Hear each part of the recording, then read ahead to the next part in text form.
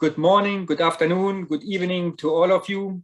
Welcome to this session on changing the landscape by breaking down silos, cost-cutting business partnerships.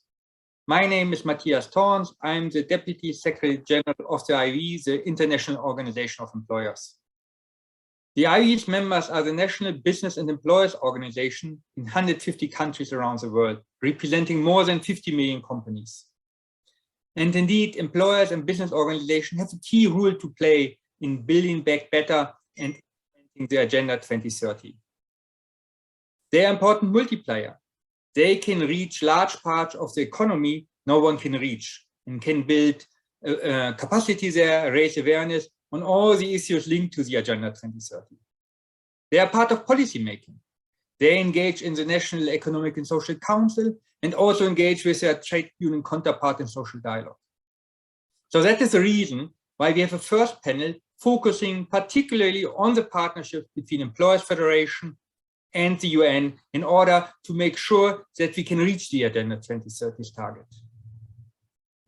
And SMEs, small and medium-sized companies, are the backbone of practically all economies in the world. They are the engine of employment, but they face particular challenges.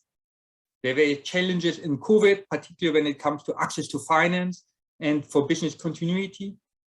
They face challenges to fully harness the opportunity of digitalization, of the decarbonization of the economy. So there are important needs for them. And in the second panel, we want to look into this need and see what kind of support they need and how we can use it. Without any further ado, I really would like to give the word to Shea Gopal. Shea Gopal is the IUE representative in New York for the first panel.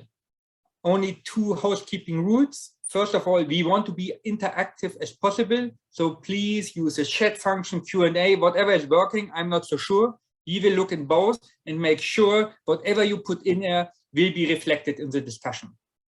Secondly, if we can't manage all questions because we have to be really strict with time, don't be upset with us. We try to do that in afterwards. So Shea, over to you. You're muted, Shea. Good morning, good afternoon, good evening to everyone. I'm delighted today to moderate this panel. I have 2 distinguished panelists with us today. We have Shambi Sharp, who is the recently appointed UN resident coordinator in India, who's had a long career within the UN and has recently worked with us in trying to bring the employers together with the UN and trying to work on various issues. And then we have Douglas Opio, who is the executive director of the Federation of Uganda Employers, who has been very much as well engaged with us. Just to give you a bit, very shortly, a bit of background, IOE, along with the Konrad Adenauer Foundation, we have been working for about 1.5 years on a project in trying to bring employers at the local level together with the resident coordinators to really sort of design and look on working on partnerships together, to collaborate on the 5-year plans, to look at the country assessments, to have employers engaged in the voluntary national reviews, and of course, trying to reach the SDGs by trying to make those very tough decisions on system changes, policy frameworks, legislation, regulation, and trying to create as many jobs as possible. So given that, I would like to give the floor to my panelists to have them discuss a few issues. So first, if we could answer and look into both Shambi and Douglas, and we'll start with Shambi. What do you feel in working together are the most pressing issues, both for businesses and the UN, as they try to build back better? And what are the challenges in working together as partners, be it with the UN or the employers, but clearly at the local level? Shambi, you have the floor. Okay, well, thank you very much, Shea and Matthias, and pleased to be joining in this important discussion and together with Douglas as well. So, you know, we've as you've mentioned, we have great collaboration with the employers organizations here in India between the UN and of course IOE at global level, and also different employers organizations here within the country.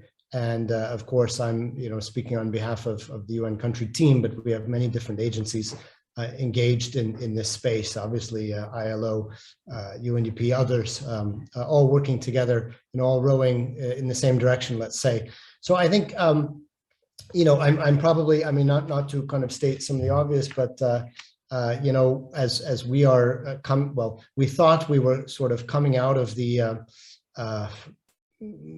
coming out of this global pandemic, let's say, and each time we seem to feel like, and every country and even within country is facing different different points of the curves and that sort of a thing. So not to simplify, but then the latest Omicron variant has kind of thrown another loop in many parts of the world.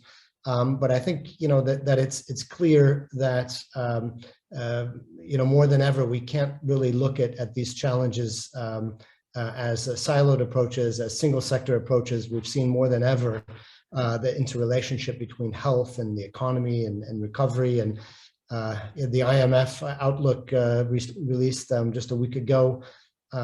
It's pretty dire reading, looking at global growth expected to decline, to have declined 4.5%, I understand, or to continue declining this year and even into next year globally, 3.8%. Supply chain disruptions continuing. So it's just really important that we continue to learn the lessons even while we're still within this pandemic to move forward. This is the threshold period. It's the decade of action towards Agenda 2030. We're at this point where we need to seek opportunity in adversity if we are going to achieve the Sustainable Development Goals and Agenda 2030. So if we saw, that multidimensional exclusion was important and challenging before, this unprecedented pushbacks on growth and livelihoods and small businesses, entrepreneurs and such, employment, especially more vulnerable populations, and for example, women's participation in the labor sector, all of these are even sharper than they were before. So what I've seen here in India in just a couple of months that I've been here, recently arrived, is that industries and employers and the workers' organizations have been really at the keystone of resilience and recovery. They have been the first line workers, the frontline workers of livelihood. So, really carrying this burden. We know the healthcare workers, of course, have been putting their lives on the line, and so have the organizations that really have struggled to keep their businesses open and people employed. So I think, what we need to do is we need to, it sounds like sloganeering at times. We talk about building back better or building forward better. There are different ways to call it, but it's really so important that we take this opportunity to transform. We need transformative investments, policy reforms, and businesses need to be part of that policy making experience and to learn from what they're going through on the front lines. So I think just to be a bit more specific, a couple of opportunities for closer collaboration between the UN, employers, and public and private sector enterprises and policymakers. Obviously, I mean, some of it is going back to basics. The more that we can work together with businesses to improve their efficiency, to build their resilience, to be better managed, to adopt new technologies, to improve the safety nets for their workers, this will help them to be better able to survive future shocks. Secondly, leveraging this emerging fourth industrial revolution that we have. We know the private sector is the leader in innovation and technological progress, and the social dividends are often being first developed through this new kind of gig economy, startups and businesses. There's so many areas now where we can drive multiple outcomes and priorities together in a win-win type of setting, and energy storage solutions, for example, green transport, more efficient waste management, harvesting big data and digital dashboards. to link up business management with public policy governance. Thirdly, transitioning, and this is kind of a segue, transitioning to the circular and low carbon economy. Sustainability really needs to be, planting trees is fantastic. I'm all for that, but we really need to integrate sustainability into and decarbonization, as you mentioned, into the entire supply chain and value chain. And as UNIDO's 2022 Industrial Development Report has called it, resetting the global value chains and industrial greening across all levels. Finally, investments. I think that we understand, looking here in India as one example, but it's true across the world, that the investments that we need to achieve the SDGs greatly outweigh certainly anything that the UN has at its disposal, as well as the totality of multilateral and bilateral development assistance budgets and national public budgets too. So, it really is going to be the private sector at the end of the day that delivers the SDGs. We look at India, it's estimated that we would need something like more than $2.6 trillion invested in the next, before the end of the decade, just to finance water, energy, transport, infrastructure, digital connectivity, these kinds of needs.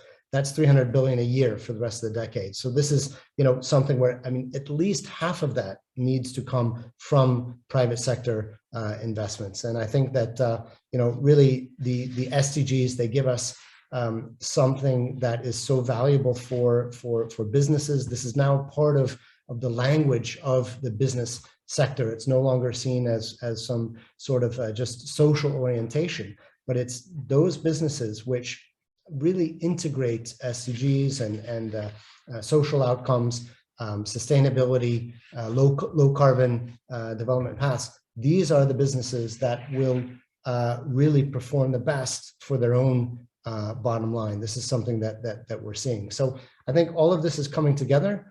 And here in India, it's a pretty challenging time, absolutely, no doubt, just like every country in the world. But it's also an exciting time to align, for example, foreign direct investments with the SDGs and with these priorities that we have.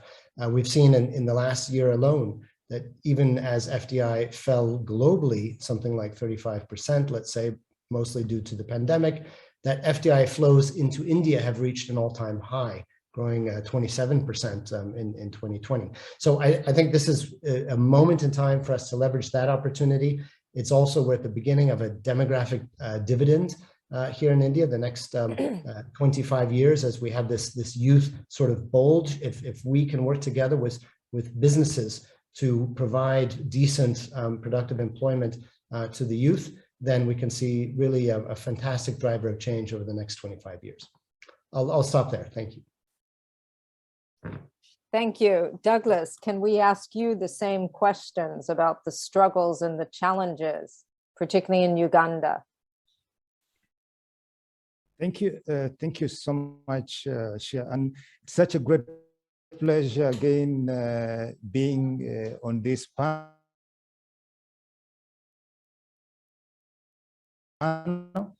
Always delighted to be invited, happy.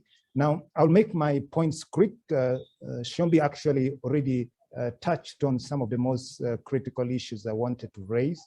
The first one, which I want to reemphasize, is the issue of business continuity.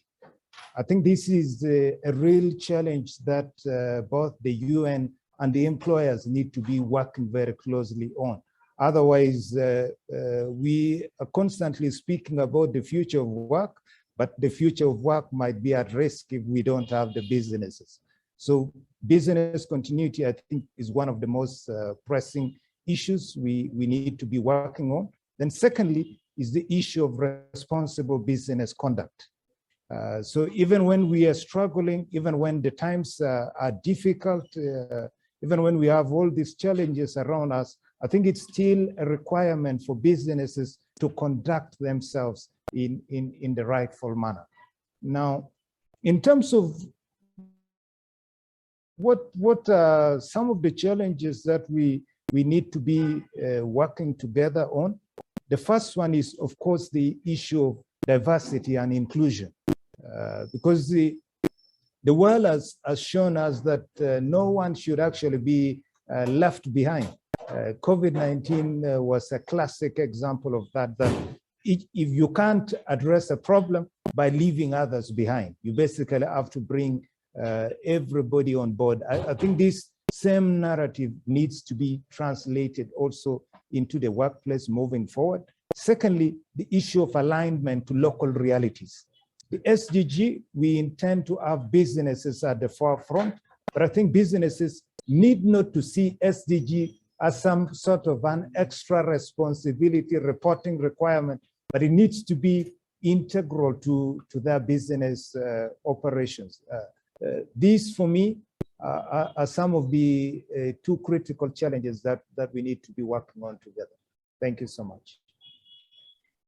Thank you, Douglas and Shambi, for that insight. Now, we've talked about the struggles, but now what are some of, and I know you both have some very good best practice examples where you see actually the private sector and business and the UN coming together and they've achieved some sort of positive output. Can you give us some examples?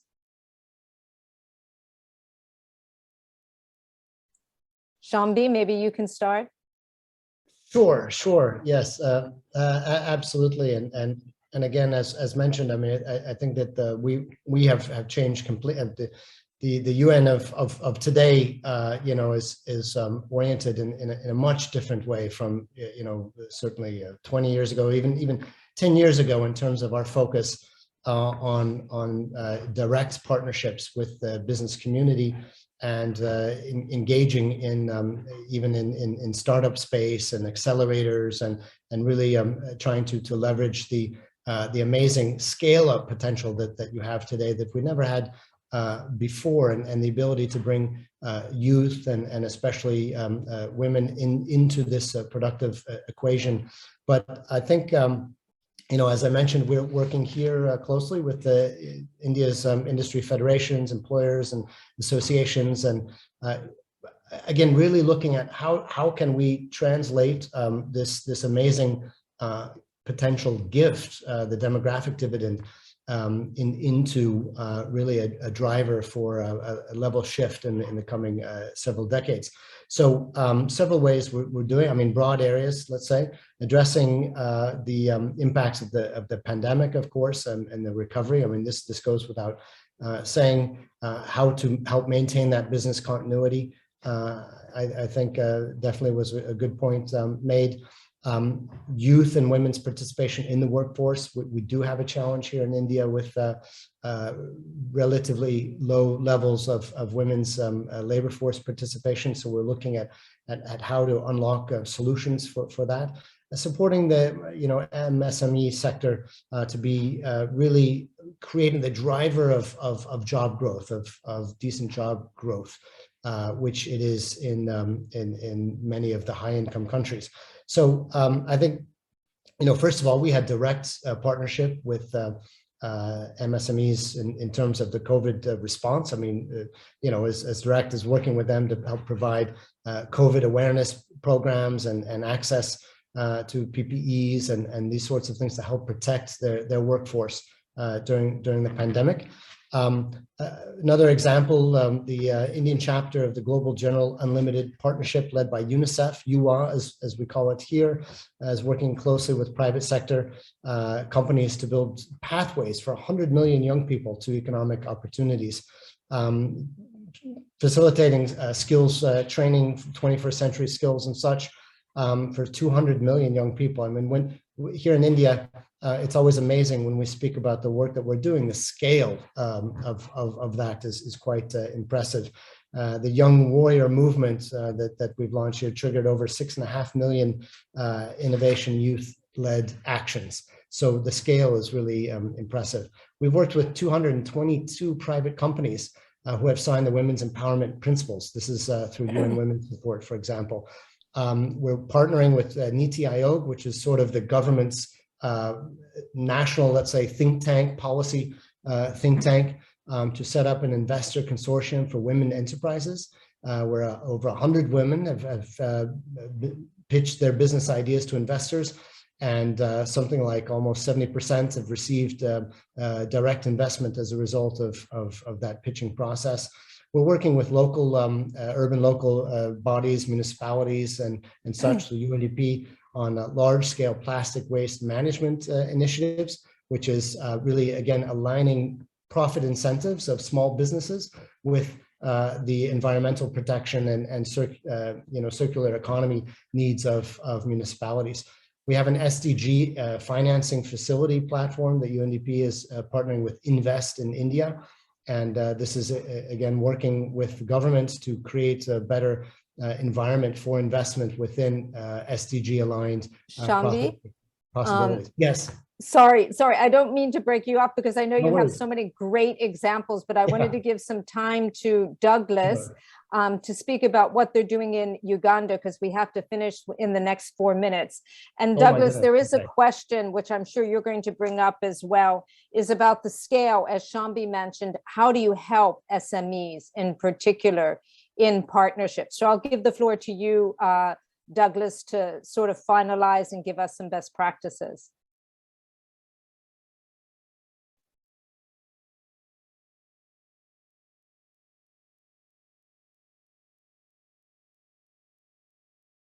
Thank you so much, and thank you, Shambi.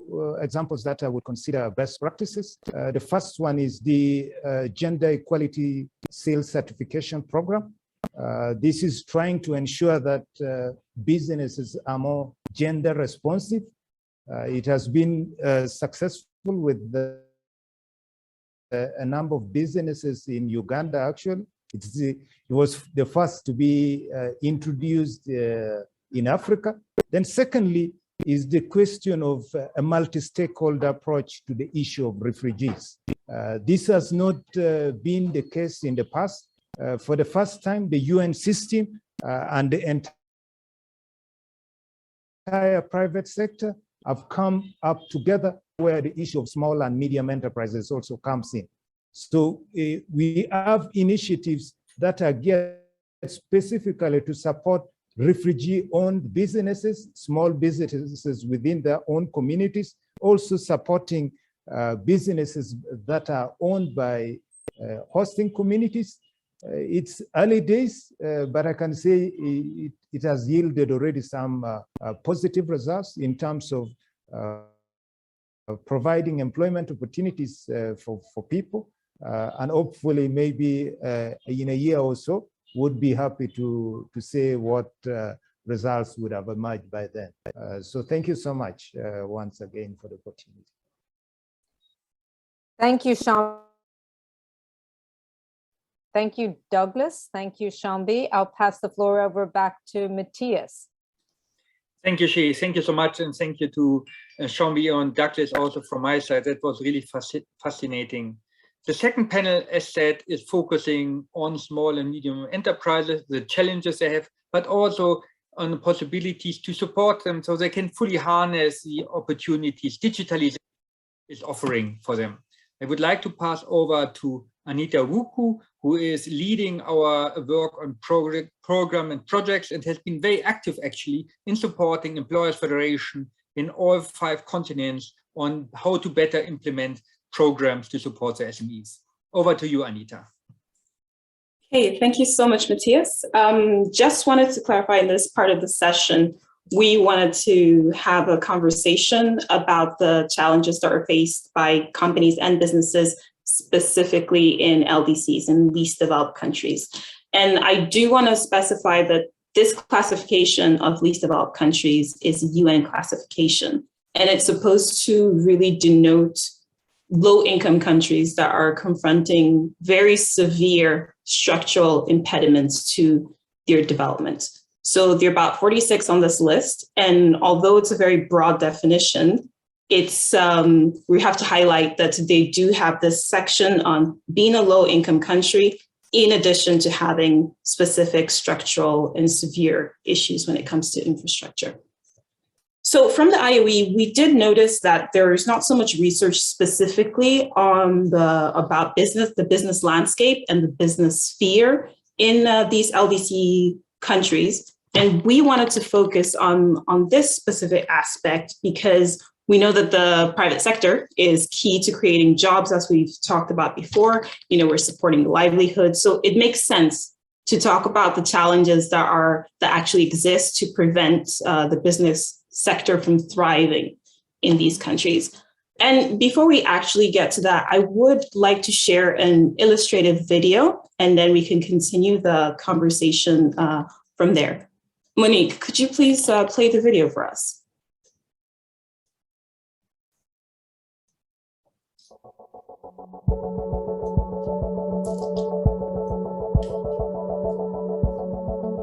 On ne connaît pas ce genre d'entreprise ici, ça n'existe pas. Pourquoi on vous ferait confiance avec pour notre personnel? Et puis après, il fallait trouver des compétences. C'est toujours le commencement qui est le plus dur parce qu'après, c'est plus facile. Le challenge, le fait d'être une femme aussi. Et j'ai quand même trouvé que c'était une difficulté ici. Au début, je ne disais même pas que c'était moi, la fondatrice.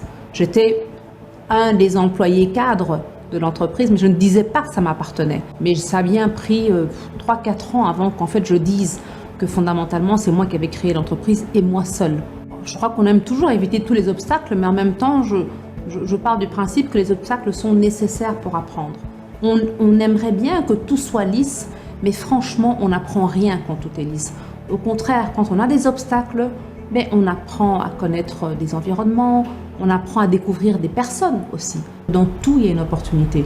On peut voir cette pandémie comme ce qu'il y a de plus négatif, comme ça peut être ce qu'il y a de plus positif, parce qu'on a peut-être dû se remettre un peu en question, se regarder, voir qu'est-ce qu'on ferait, comment repenser en fait notre façon de faire, de travailler, de réfléchir, d'agir et autres. Demain ne nous appartient pas. Moi, je me contente de vivre, je dirais pas au jour le jour, parce que je suis bien obligée de planifier quand même par rapport à ce que je fais, par rapport aux différentes entreprises que je dirige et que je gère. Mais j'ai envie de dire qu'il faut y aller presque au jour le jour. On vit avec ce qu'on a et on essaie de faire avec cela du mieux qu'on peut dans notre quotidien. So that video was about a business hero from the Democratic Republic of Congo who's overcome the obstacles in order to have their company thrive, let's say. However, we also did want to see the main aspects and the other side of it, which is to make sure that we research what are the exact blocking points and the exact challenges, the exact obstacles when it does come to creating enterprises and supporting the business environment. Within LDC countries, the focus mostly has been almost exclusively on focusing on debt relief or official development assistance. But however, from the business perspective, we should also be having a great focus on building this vibrant and productive private sector, right? So this means giving priority to domestic and foreign investments, to transfers of technical expertise, to focusing on job-rich sectors. And so about this research, we assess the current needs in 26 countries, 26 of the LDC countries on the list. And we try to look at the expectations of the private sector in these countries who are the creators of jobs and what is needed for them to improve the business climate and what they actually need to support a dynamic and vibrant private sector environment. So we also analyzed the labor system in these least developed countries, identifying the weaknesses in particular. And following from that, we formulated specific recommendations that can improve the business climate and to make the private sector competitive and dynamic. And the overall results is that we saw that there was the importance of stability, right? And this is from the economic, political, and social point of view. It relates to what Mr. Opio mentioned about business continuity. And this refers mostly to, say, for example, from the economic point of view, is there going to be constant currency fluctuations? Do we know whether we can plan and predict to do purchasing, to make payments, et cetera? this also applies to political stability. Does this mean that every time there's a new political party, does that mean all policies have changed and they have to be realigned? Is there any policy coherence? Can people predict what policies are going to remain the same? What is going to change? And of course, we have stability from a social point of view, which can, refer to insecurity, instability, and etc.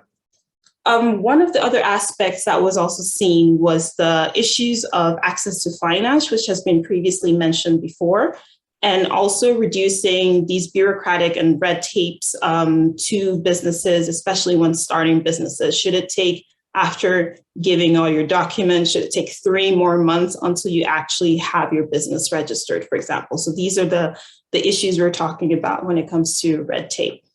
Other aspect is also the lack of focus and investments on job-rich sectors. If your company and your country, if your country is focused on agriculture, it doesn't make sense for all investments to go into another sector that might not be related and that may not have immediate effects. So we're in the process of finalizing this document. There are specificities per country, 26 countries, each with their own vital recommendations. And one of the countries that we analyzed was Ethiopia. And we do have the pleasure of speaking to the head of the Ethiopian Employers Federation, Mr. Moges. And Mr. Moges, thank you so much for having the time. I know that it's not the best time personally for you, but really appreciate you making the time to speak to us about the challenges in Ethiopia. Thank you, Anita. Good to be here. Great. So could you give us a bit more information about the function of the Ethiopian Employers Federation in Ethiopia specifically? Yes. So Ethiopian Employers Federation is one of the oldest employers federation in Africa. I believe it is the first one to be a member of ILO from the continent.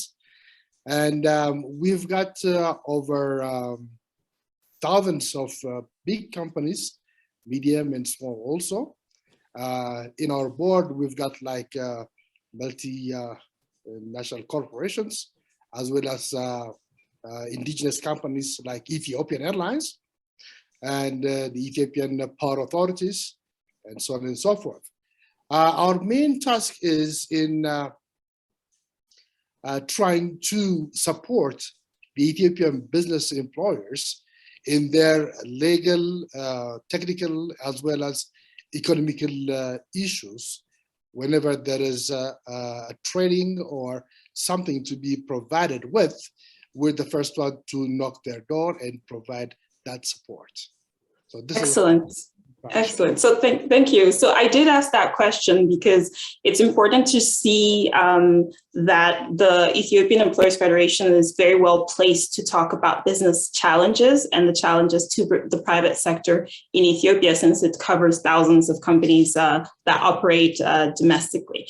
And so in Ethiopia, could you let us through some of the specific challenges that you see for the business sector and the private sector in general?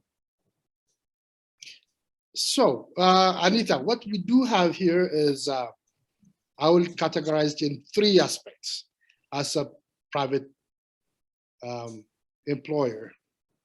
The first one is the mismatch of skill. What we employers need from the labor market and what the supply is providing us as far as human skill is concerned, there is a big gap. There is a big mismatching.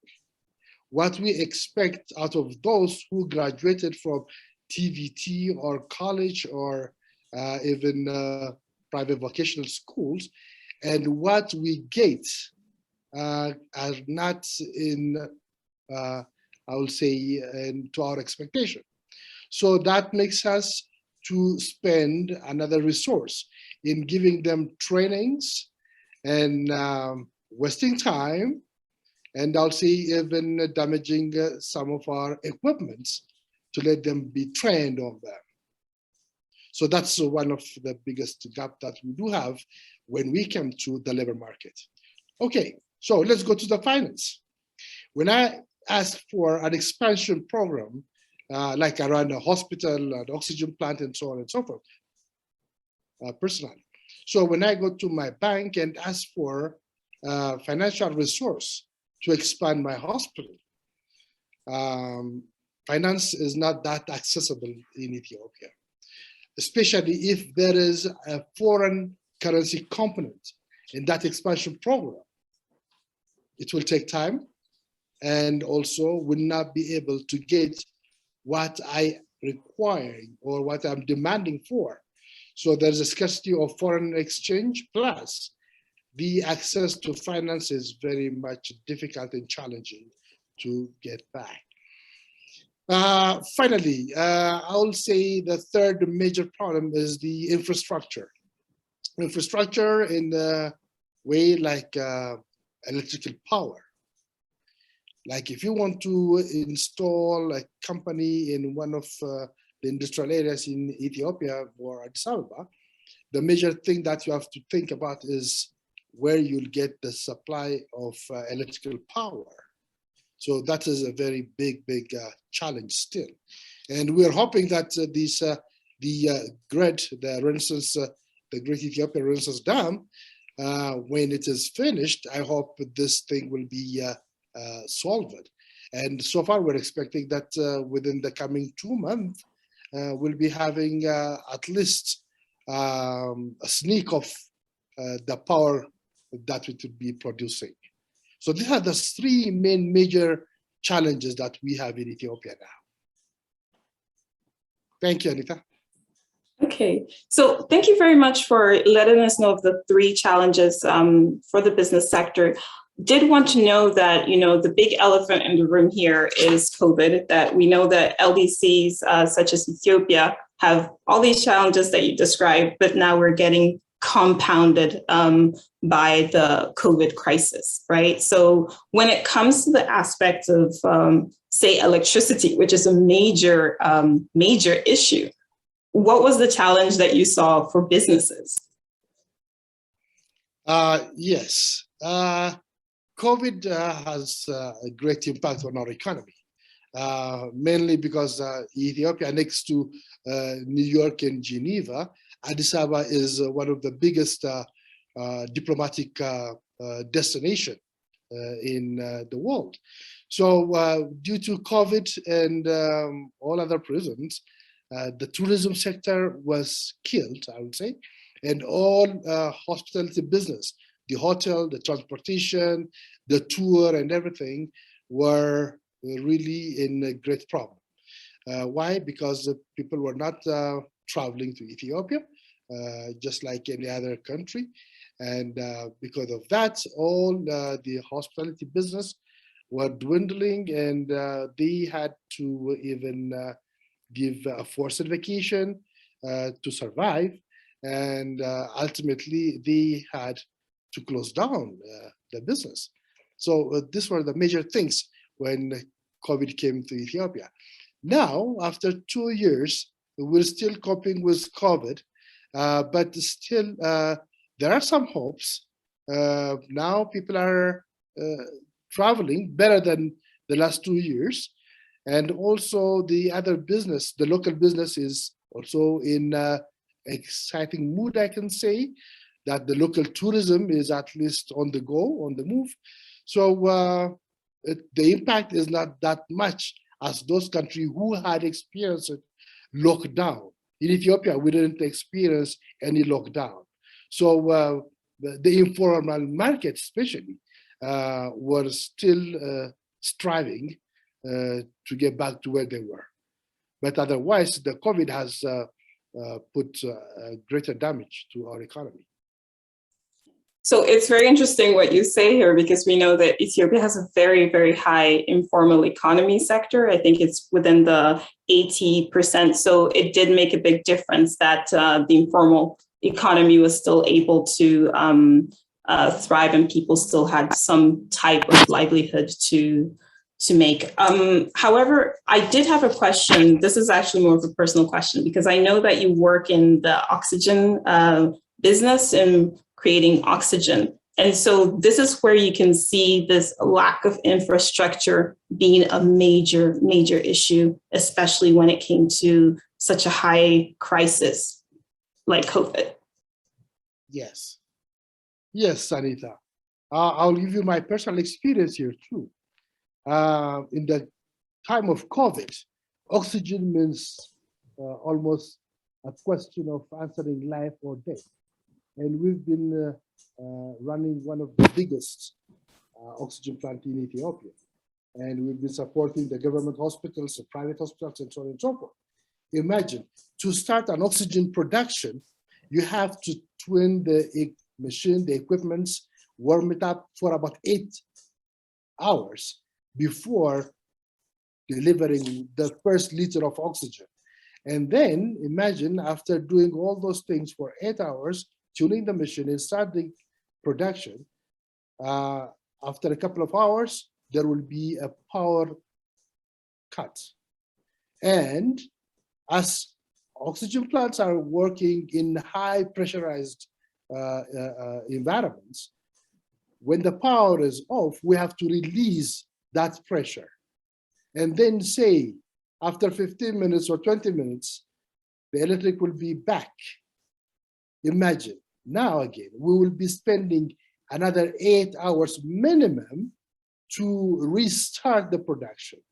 So in such a type of country in Ethiopia, where electricity is really a problem and COVID is knocking every door, supplying oxygen means a very, very vital thing for our country and the economy. And imagine, with this interruption of power, our company couldn't produce that much. And this is very frustrating. So we've been appealing to all the government authorities, and they said, when the new generation of electrical power dams are activated, that they will be giving us a relief. Otherwise, in a country like Ethiopia, with over 100 million population, with rampant cases of COVID, and also with all these stresses, unless otherwise we do have a continuous, a guaranteed supply of electric power, we cannot cope up with the oxygen demand that the hospitals and the government are incurring on us. So, no, I mean, this is very clear. This is very clear. Thank you so much, Dawood. And it just shows how we keep pushing for that fourth industrial revolution. We keep pushing for this, but there's so many struggles in LDCs like Ethiopia to even access electricity to begin that diversification of the private sector and the business sector.